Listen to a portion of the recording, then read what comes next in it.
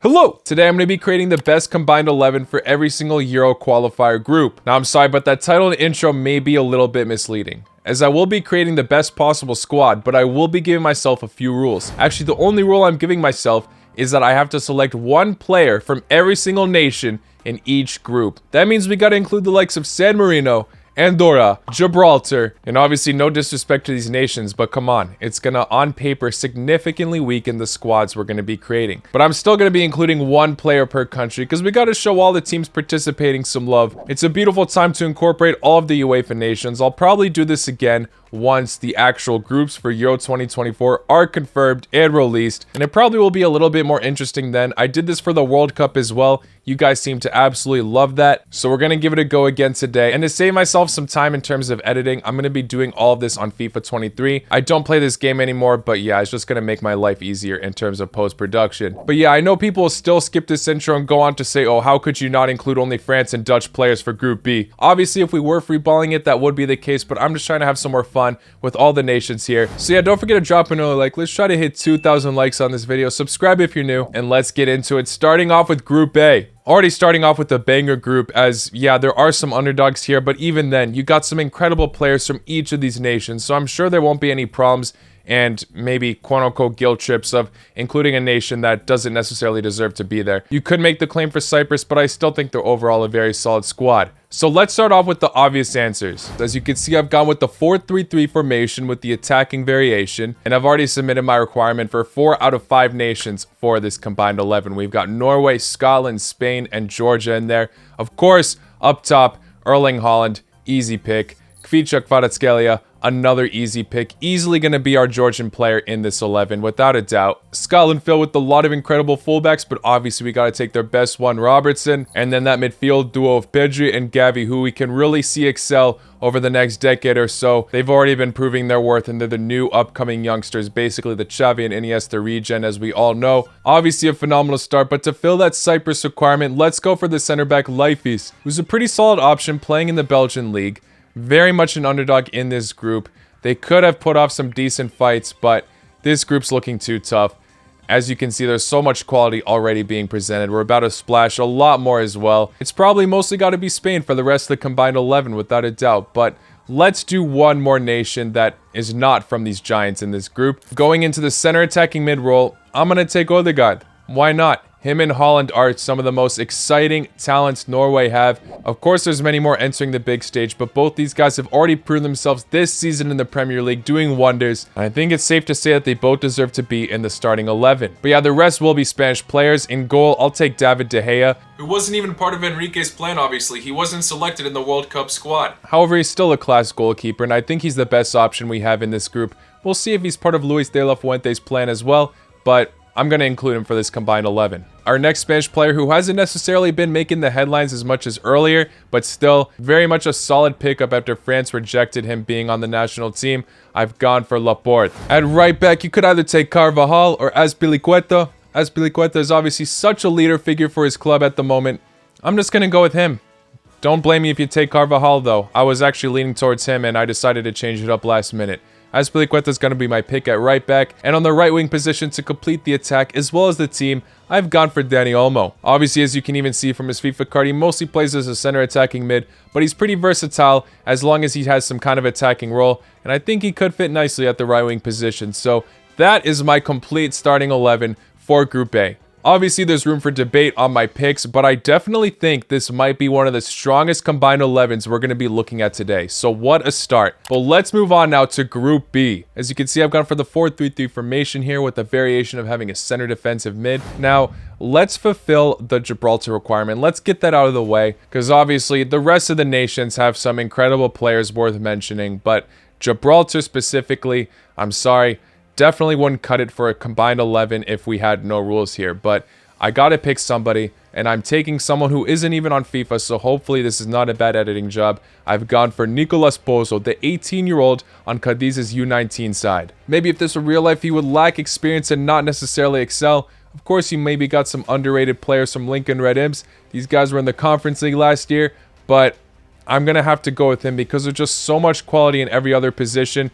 We gotta have at least some kind of exciting prospect to boost some spirits, so I'm taking Nicolas Bozo. Now, there's a lot of players worth mentioning from both Greece and Ireland. However, I'm sorry, I'm going to only have to put one player from each nation here. As great as they are, Netherlands and France are just way too stacked for me to ignore all of their players. So my one Greek pick will be their goalkeeper, Vlacho Dimos. He's been on Benfica for quite some time. However, this season in specific, the side is getting a lot more credit than ever before.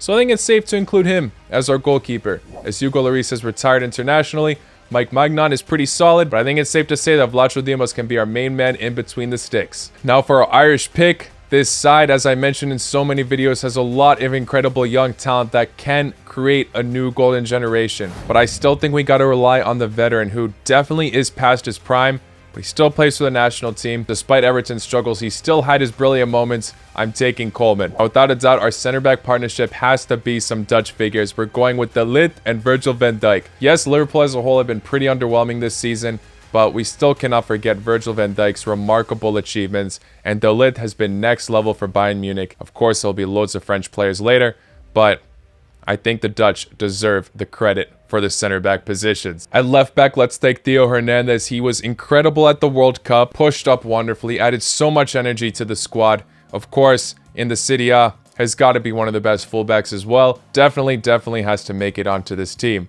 And of course, this guy's been injured for some time, but in the center defensive mid, I will take N'Golo Kante. Our center mid to complete that midfield trio will be Frenkie de Jong, but then for the attack, it's got to be all French players. Of course, I'm not going to leave out Kylian Mbappe. I'm going to put him at the left wing position though, because he can still excel there. He's got the pace, because as striker, I'm going to take Antoine Griezmann. He played a very different role at the World Cup than the center forward role. He was definitely more of a playmaker. However, I do think he deserves to be in this combined 11 without a doubt, and this probably is the easiest way to fit him in with this very stacked squad already. And it says he plays on the left, but he can play on the right as well. I have taken Kingsley Coman. Definitely some debatable picks. Let me know what you would change. Now for Group C, we're going for the standard 4-3-3 formation here, and this is a group that I'm happy to say I'm confident that all these players are amazing.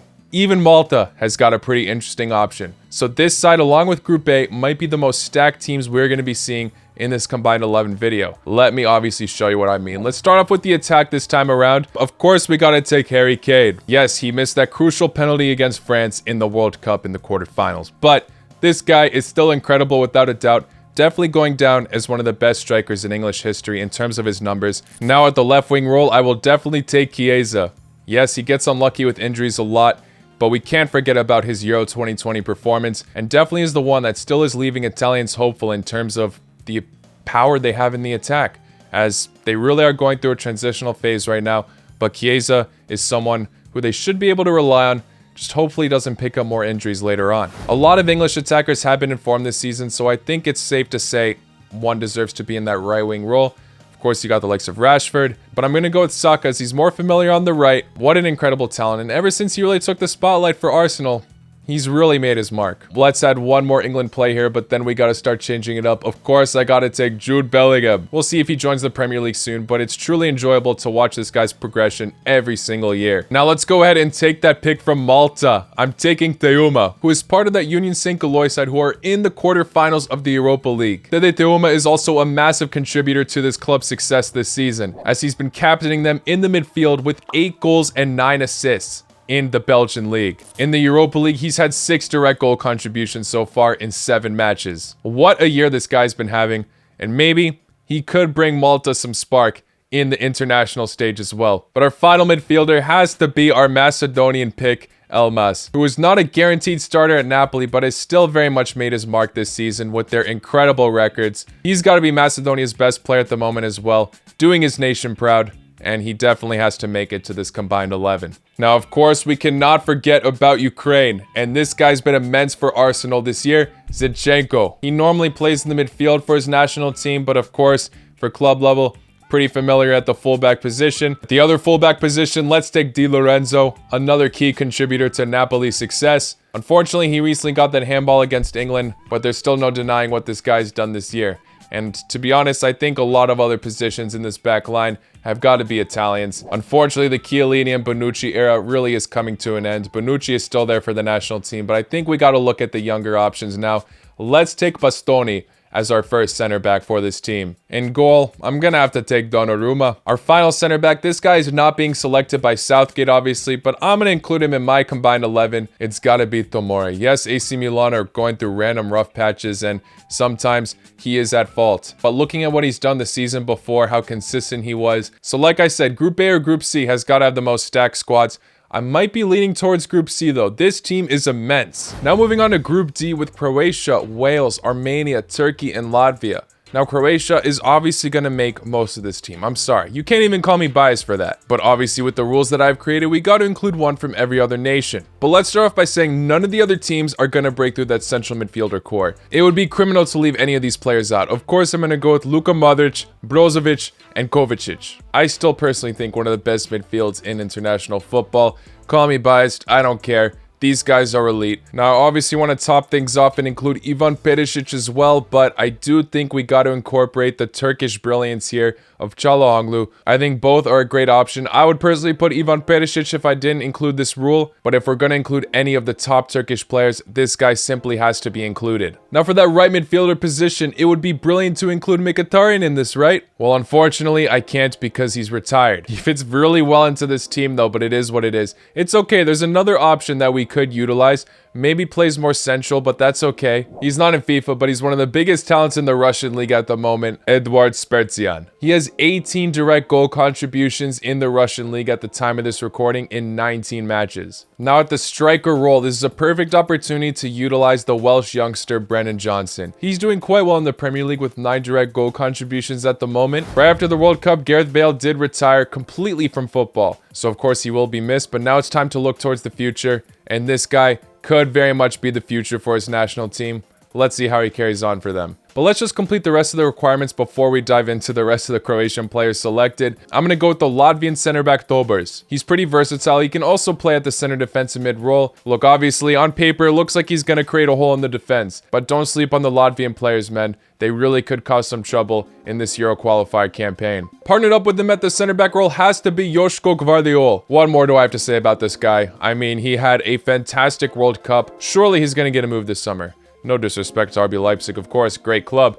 But yeah, definitely one for the future. Leaves me very hopeful in the national team's defense. Now, left back, I will take Sosa. This guy did have some nerve-wracking moments at the World Cup, I'm not going to lie. But I really think that was just the nerves getting to him. And overall, he still had a fantastic tournament. So, props to this guy, and best of luck to him in the future. On the flip side, we're going to take Juranovic. And of course, in goal, we got to take Livakovic. This guy was phenomenal at the World Cup, man. Such a crucial element to the team. 2 masterclasses in the penalty shootouts. Here is the complete team for Group D, though. Again, if we weren't implementing this rule, we'd probably have almost all Croatians. I think the picks we had for the one player for each other nation is pretty solid, so I'll take this. Let's move on to Group E with Poland, Czech Republic, Albania, Faroe Islands, and Moldova. For this group, we have some incredible options at the striker role. I obviously want to fit in Broja, but unfortunately we can't, because Patrik Schick and Robert Lewandowski definitely deserve to be on this team. What more do I have to say about these guys? Patrik Schick proved himself in the last Euros. Lewandowski is regarded as one of the best strikers in the world. Yeah, come on, that's easy. But let's move on to the other countries in this group.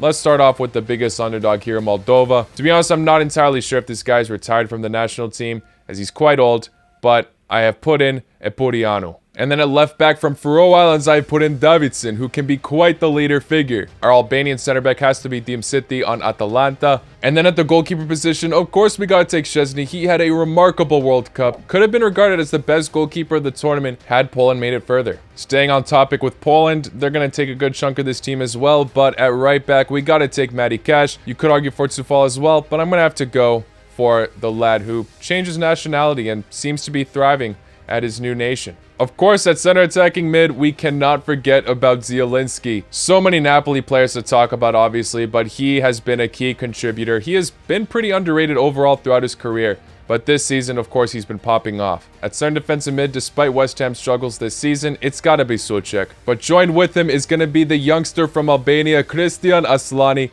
Might be a debatable pick, but I definitely think he's one for the future. Maybe he lacks the experience, but I have faith in this guy to continue to produce. And then the other center attacking mid role, I don't know, I'm probably going to get a lot of disagreements on this, but I'm going to go for Zimanski. Despite Poland recently losing to Czech Republic, he did score against them. and has been quite the class signing for Feyenoord. But yeah, this is my combined starting 11 for Group E.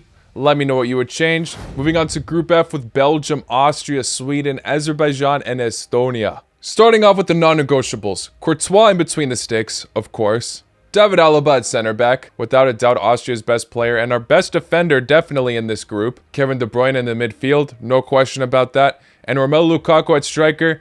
People might be memeing this guy that, you know, he had a horrendous display against Croatia at the World Cup. Of course, he's not having the most ideal season, but he always pulls through in the qualifier runs.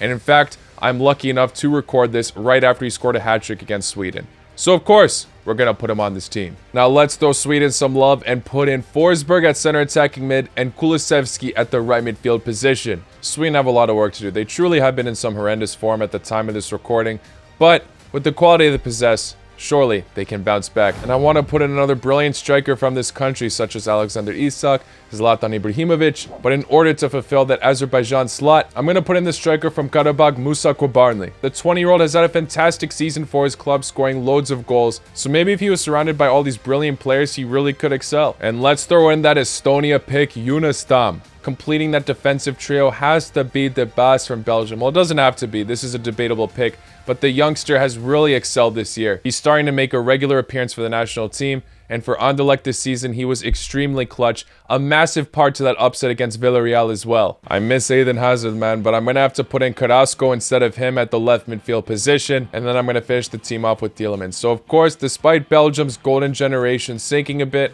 this side mostly has Belgian players. Despite Austria and Sweden potentially having some players that could climb the ranks, I still think Belgium dominates this group. Now moving on to Group G with Serbia, Hungary, Montenegro, Bulgaria, and Lithuania. Come on, of course we're gonna put these two up top. Alexander Mitrovic and Dusan Vlahovic. What a duo these two are. Despite Serbia struggling at the World Cup, there is still no denying these two's brilliance. Both still excelling for their club teams. Easy pick for the striker role, I think. You know what? Let's just complete all the Serbian players we're going to be putting on this team right now. On the left has to be Dusan Tadic. This guy racks up a ridiculous amount of assists every single year. A veteran for Ajax as well. It would be criminal to leave this guy out. But yeah, the fourth and final Serbia player I'm taking is Milinkovic-Savic. One of Lazio's best players for sure, and debatably one of the best midfielders in the Serie A. Some Serbian dominance at the beginning, but the other nations can actually make this combined 11 very interesting. On the right side, I'm definitely going to be taking Szoboszlai. Definitely one of Hungary's most exciting prospects, scoring some unforgettable goals for them as well. Finishing up the center defensive mid partnership, I'm going for our only Bulgarian on this side. He plays in the Bundesliga and is quite the talent, so I think he can make this side a bit interesting. The center back partnership has to be Willi Orban and Stefan Savic. Willi Orban is a quality developed center back, and Stefan Savic hasn't had the most brilliant season this year, accumulating loads of red cards, but definitely throughout his history has still proven to be a top center back. So he's going to make the team for me. And he's not going to be the only Montenegrin here either. I'm going to take Modric as well at the left back role. These two, I think, are the standout players for Montenegro at the moment. Jovetic as well, but he has been picking up some injuries. Definitely past his prime. These two can still hold their own. But then in the goalkeeper position, we're going to have to take the Hungarian Gulaci. He's been injured for a decent amount of the season, but we're not going to forget about him. What a goalkeeper this guy is in the Bundesliga. And for the right back position, of course, we can't forget about Lithuania. Perfect time to implement that as well, as I've gone for a player who isn't on FIFA, as he plays in the Russian league. It's Lasikas. Once you look at this combined 11, it makes you appreciate this group even more, as it kind of looks like a group that has loads of underdogs, yet they really have so much quality individually, each of the teams. Moving on to Group H with Denmark, Finland, Slovenia, San Marino, Northern Ireland, and Kazakhstan. I know I've been using this formation a lot, but it truly is one of the easiest ways to incorporate many of the players I'm selecting. Goalkeeper without a doubt has to be Jan Oblak, has proven to be one of the best goalkeepers this generation. So yeah, Slovenia truly have a gem on their hands. And then for the center back partnership, I'm going to take Christian Eriksen and Johnny Evans. Johnny Evans does not get a lot of playing time for Leicester anymore, but without a doubt, he is still an absolute veteran. At left back, we're going to take Milo. Definitely one of the best selections you could have taken if you played Euro 2020 Fantasy. And then at right back, I'm going to take Ba, one of the many excellent Benfica players this year. With no surprises here, we're taking a lot of Danish players on this combined 11. For the two center defensive mid positions, I'm going to take Højbjerg and Nordgaard. Now on the left side, we'll go for Christian Eriksen, of course. Looking like a very strong team for now, but we still have 3 countries to fill in for this squad, so I can't take any more Denmark players.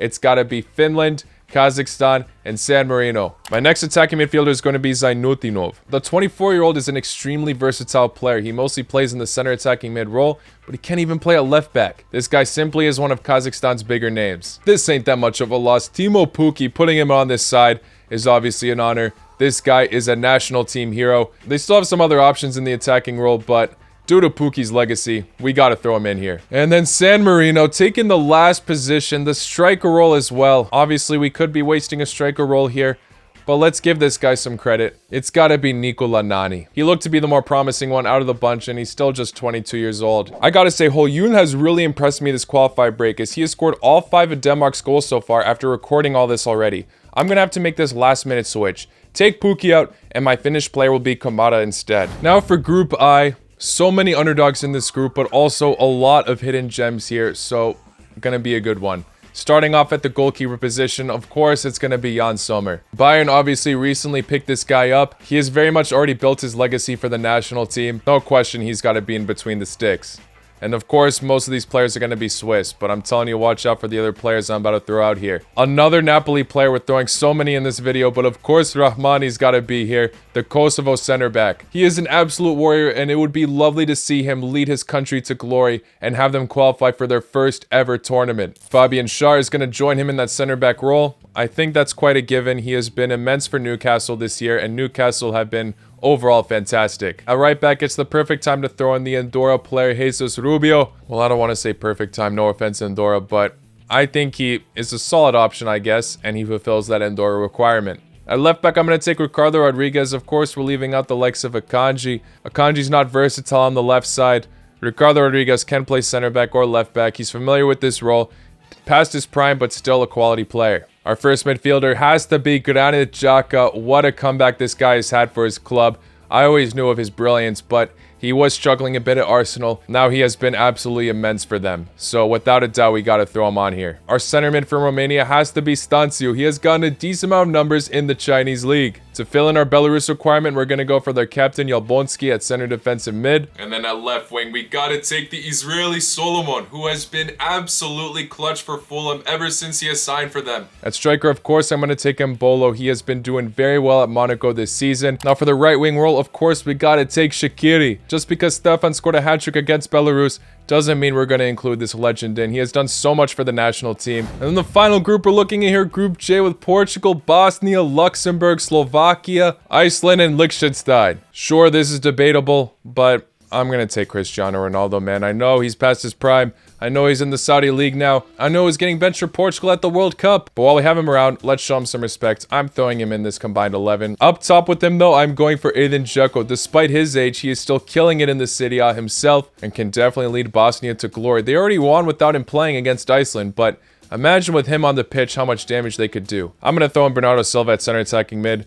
Could have gone for Bruno Fernandes as well, but this is my personal pick. Because also the center midfielders, I think, are the perfect time to utilize some of the underdogs that we probably won't be selecting later on. From Luxembourg, I've gone for Barreto Martins, and then on the right, I have gone for Isak Bergman Johannesson. Johannesson is one for the future. Maybe I am hyping him up a bit too much, but Iceland are really going through a new generational overhaul as a whole. I mean, that squad from the 2016 run is totally different, and this guy might be one of their more promising players. Center defensive mid, I'm going for the Slovakian Lobotka. You might be surprised I'm not throwing in more Portugal players here, but just like many other players we mentioned here, he has been next level this season for Napoli and definitely deserves to be in the squad one way or another. But the center back partnership will include another Slovakian, Skriniar, along with Ruben Diaz. We're going to throw in more Portugal players in here. At right back, I've gone for Joao Cancelo, of course, and with Rui Patricio kind of fading away from the international scene, I think it's the perfect time to boast on about Diogo Costa, so he's making it onto this team. And then for the left back, we got to throw in a player from Liechtenstein. I'm going to take Lars Traber, who plays on FC Vaduz. Yes, they're struggling in the second division Swiss league, but he'll have to do. But yeah, guys, those are all of my combined 11s. Maybe I went a bit overboard with this one player from each nation rule, as we had some massive underdogs in these sides, but still, I think it made it interesting. We got to explore all of the talents from each of the countries. So let me know which of these combined 11s was your favorite and what you would have changed regardless. Thank you all for making it to the end. Hit that like button if you haven't already. Subscribe if you're new. And I will see you all very, very soon. Take care. La cu noci.